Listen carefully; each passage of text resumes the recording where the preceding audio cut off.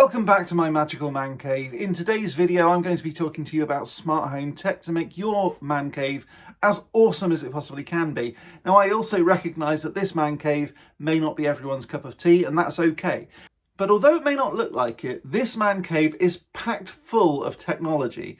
Cutting edge technology, AI and smart plugs and all of that sort of stuff. So although I may look like a wizard, I'm actually very technically advanced in here, and I do think that I'm quite well placed to show you how to do it, and show you how to do it in a way that isn't going to terrify you. Because if I start talking about system architecture and stuff like that, you're going to be like, what the hell is that? Understandable. I totally get it. I'm going to break it down. It's going to be easy peasy. So let's get started right away. Click that like button, subscribe and ding that bell, and let's get on with point number one. And point number one is about having your own framework or architecture to creating this stuff in the first place. That may sound complicated. Don't click away. I'm going to show you how to do it. It's very easy. And in fact, Amazon have made it really, really easy to start plugging stuff in, and it works. And this is called the Alexa framework that you may have heard of. I'm fairly sure you probably have. And it looks like one of these things. So this is a new build house, and my man cave is basically my garage that I've converted myself. So one of the very first things that I made sure they had out here was a mains line, a mains electricity cable. It's all armoured, it's all built into the man cave, and it goes under the patio and all of that sort of stuff. So I do at least make sure that I've got a switched line from the mains, from the main house. That then comes into the garage, and I can do with it as I please, including a distribution box specifically for the garage. That's a very important safety step. So the next thing that I made sure that they did when they were building this place is to bring out a Cat 6 cable. Cat 6 being the latest version. They did try to fob me off with Cat 5 and I wasn't having it, so I said Cat 6 would be much better, please. So they've laid a Cat 6 cable out here, and it comes in through the wall. I've then connected it all up to a router. That then creates my Wi-Fi network. Now, I'm not going to go into too much detail on how to do that. You should be able to do that if you've got any kind of internet service provider. They will be able to do that sort of thing for you. But the next thing that you do is to get some sort of gateway thing. Now, that can just be an Echo Dot like this, or an Echo full hub like this. Now I've got an Echo 4 hub from Amazon, and what that allows me to do is a whole load of different stuff. Not only is it a really good speaker on its own that can handle bass tones pretty well without sounding tinny and like it's just in a tiled box, but it also does other things that I think are quite clever, including humidity sensing and temperature sensing. Now, different models will have different capabilities, so you've got to be a bit careful on the sorts of ones that you get, but this one is worth the extra money, and I'll leave a link down to it in the description. This video is not sponsored. So next up, once you've got your Alexa framework thing set up, what you're going to need to do is to download the app, put that onto your mobile phone, and set it all up. Follow the instructions. It's all very straightforward, I promise. I know it sounds complicated, but it's not. Next up, we're going to need some things to start plugging into it to make this a little bit better. So yes, okay, you can say, Alexa, pick this and do that, and what's the weather like, and all of that sort of stuff. That's fun, maybe, but it's not really going to entertain you for hours, and it's certainly not going to be useful. What we can do, though, we can start to get devices into your man cave that really do start to help a lot. So for example, when I open the door, I have a door sensor that knows that I've opened it. It welcomes me into the Gobble Inn. Welcome to the Magical Man Cave. And it also turns on all of the lights. It turns on the portrait, turns on the heater. It just basically makes it like I would want it. Oh yeah, also when the door does open, it also makes sure that the fridge is on, which is quite good because when I'm recording, I tend to turn off the fridge. And I do it like this. Alexa, turn off the fridge. Okay. And hopefully the buzz has now gone away in the fridge. But you can make sure that it goes back on again when you leave just by adding it to the door open routine. So when I open it, it turns on all the lights and all of that sort of stuff. The fridge comes on too. I can then ask Alexa, turn off all the lights. And it does. Okay. See? Now the reason that one of those lights was still on is because that one isn't connected to an Alexa routine. So when I want all the lights turned off, I just ask Alexa to turn it off and everything turns off. Now you can connect smart plugs, which are basically these little plugs that you plug everything else into, and it's almost like a gateway that then connects to the Wi-Fi. And what you can do with that is to turn on lights, which is predominantly what I've used them for, but also you can turn on other things that trigger other stuff. So I've used it in a slightly more advanced way and added it to things like Arduinos. So an Arduino is basically like a little computer that controls a certain thing. It's called a microcontroller, and so for very small stuff like very small motors or decisions or timings, things like that, it can be quite useful. Now, I did promise you that I'm not going to get too geeky, and I'm definitely not. But when it comes to doing the do of that stuff, of that technical thing, having a smart plug attached to it is really good. So all you do is speak to your smart home, whether that's Google Home or She Who Must Not Be Named, and you ask it to turn on that smart thing, that smart plug. And when it does, it runs the subroutine that's already been programmed on it. And again, this video isn't going to tell you how to actually program that thing. And then it just does what it is that it's been programmed to do. So a smart plug is plugged in to the portrait, and the portrait then runs that routine, does all of the stuff, and it starts to move. Similarly with my wand weighing machine, I've got that one attached to a smart plug as well, so as soon as it turns on, it runs that routine and then it turns itself off again after 30 seconds. So you can make sure that you do all of these clever things purely by turning stuff on and off. Now, if you want to get really geeky and really quite techy, although it's not particularly difficult to do, you can use something called a Broadlink Black Bean, and this is an infrared blaster that blasts infrared signals similar to a remote control around your man cave. And all you do then is just plug it into the wall, you connect it to an app, and then connect that app using a skill into the Alexa routine on your phone. All you then do is just program it using the app, and again, just follow the instructions, really not particularly difficult. Having said that, when I first got my first one, I was doing it for literally months trying to work out why it wasn't working, and it turns out it was a problem with Broadlink rather than me. So now that they've sorted that out, it is, trust me, very, very straightforward to get these signals out to your infrared devices. And one of the things that you can do is when you're opening the door, you can plug in a routine to say when it opens the door, tell Broadlink to send this signal to each device.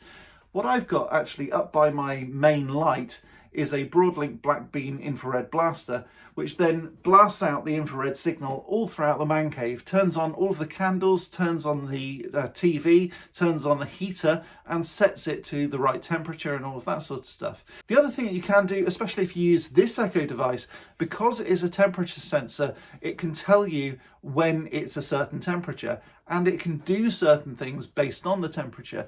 If it drops too low, it could turn on the heater for you, and it could set it to a certain temperature, and it can also turn off the flames and all of that sort of stuff. Because it's an infrared device, it would require the Broadlink Black Bean, but because they all talk to each other, it becomes an ecosystem, and it can do what you want it to do when you want it to be done. And you don't have to physically be there, and you don't have to physically use these things. And because it's all connected to the electricity and it doesn't need any kind of batteries, you can do away with your remote control entirely. It's a brave thing to do, and I would always keep these in a special drawer just to make sure that you do still have them in case you need to reprogram. But it is something that you could do, and it certainly cleans up the area as well. So I have a special drawer where I put these things and I just ignore them again.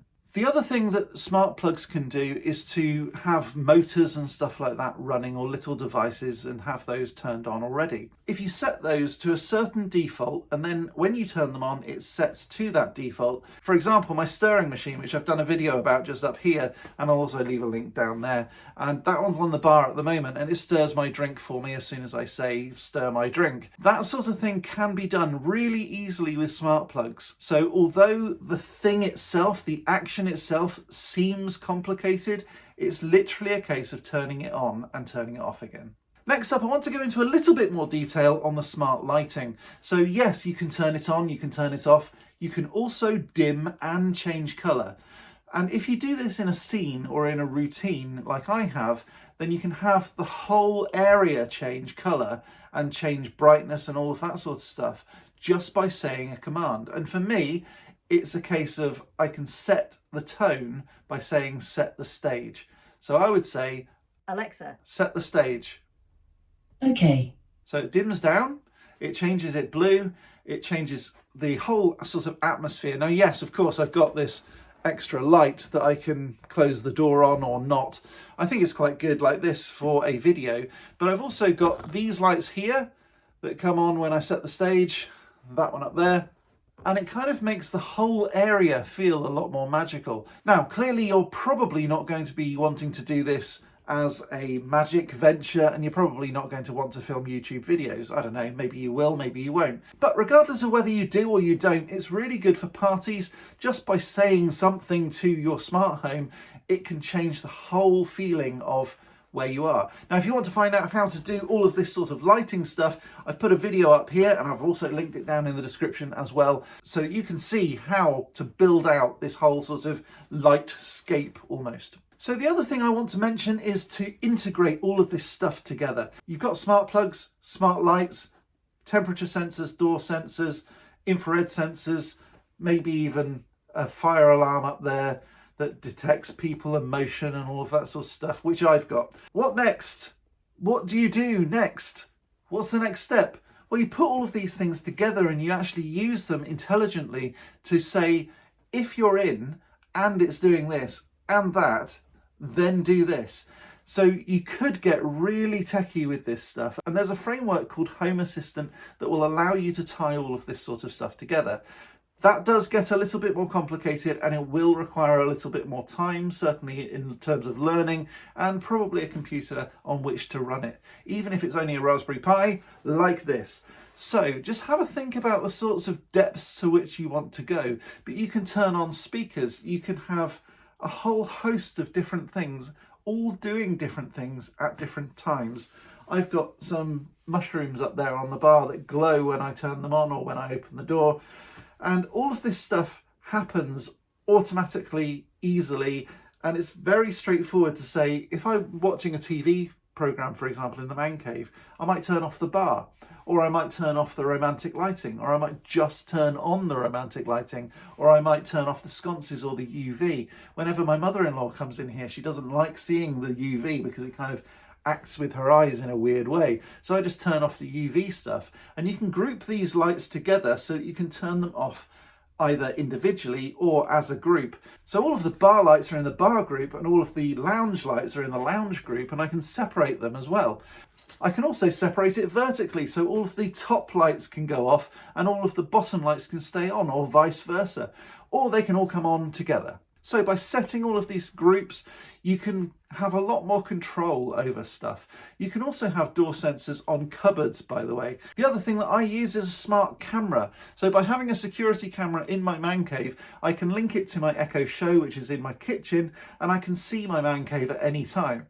If I wondered whether I've left the lights on, I just say, show the man cave, and it does. And by doing that, I can see what it's like in there. And because it's an infrared camera, I can see whether it's just dark and it's just using the infrared, or whether I can see different colours, in which case it will have the lights still on, so I just turn it off. Now, I don't have any windows in my man cave, so I use the TV as a smart window, and I can also use something called a weather cube, and it's basically an Aqara cube that I've repurposed so that depending on which side I turn it to, it will change the weather outside, i.e. change the weather on the window or on the TV. So this is my TV, this is what it looks like, and I've built this custom frame around it that I can pull out if I need to. It's really good for saving electricity. So if it's really warm, I'll turn off the heater. If it's really cold, I'll turn off the fridge. And it just depends on the sorts of use cases that you want for your own man cave, but here's some that I've done myself. All of these things you don't necessarily need to do.